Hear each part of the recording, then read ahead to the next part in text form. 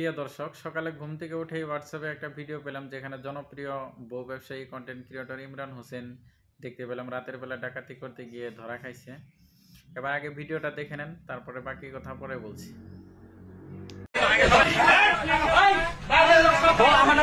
এই যে একটা আছে ডাকাত দলের সদস্য, ঠিক আছে, এরা হইলে ডাকাত দলের সদস্য।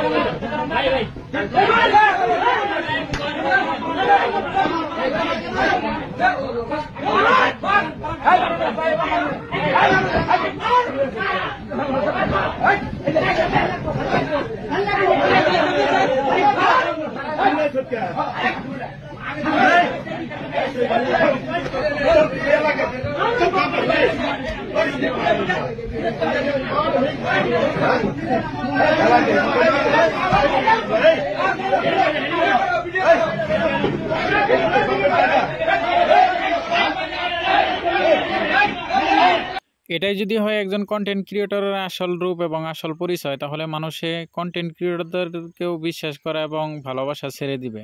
নিশ্চয় সমাজে ঘৃণা চোখে দেখা শুরু করবে একজন কন্টেন্ট ক্রিয়েটরদেরকে। এই ভিডিওটা দেখার পর নিজেকে বিশ্বাস করাতে পারতেছি না যে মানুষ এত জঘন্য হতে পারে। একজন সফল কন্টেন্ট ক্রিয়েটর হওয়ার তারপরেও চুরির মতো জঘন্য কাজের মধ্যে লিপ্ত থাকে এবং জড়িত থেকে নিজে লিড দিয়ে এরকম কাজ সমাধান করার জন্য নিজে এগিয়ে যায়।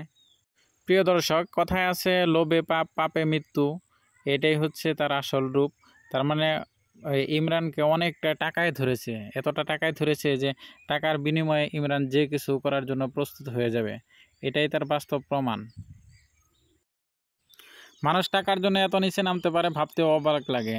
এতদিন সবাই বলতো বউ ব্যবসায়ী, বউ ব্যবসায়ী, বউ দিয়ে ব্যবসা করতো, তবুও সেটা না হয় ঠিক ছিল। বউ নিয়ে ভিডিও করতো, তবুও না হয় মানুষে গালাগাল করলেও তবুও মানুষে দেখতো, সেখান থেকে একটা ইনকাম পেত।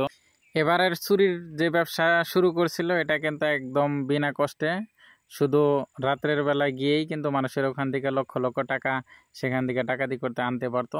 এটা কিন্তু সুন্দর একটা সোর্স আরম্ভ করছিল, কিন্তু এক্সপিরিয়েন্স নাই বলেই কিন্তু প্রথমবারই গিয়ে ধরা খেয়ে গেছে।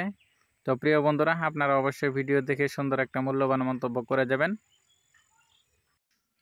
ভিডিওটি দেখে অবশ্যই আপনাদের একটা মূল্যবান মন্তব্য করে যাবেন। আর আপনি যদি আমার চ্যানেলে নতুন হয়ে থাকেন, তাহলে অবশ্যই চ্যানেলটি সাবস্ক্রাইব করে পাশে থাকা বেল আইকনটি অবশ্যই অন করে দিবেন।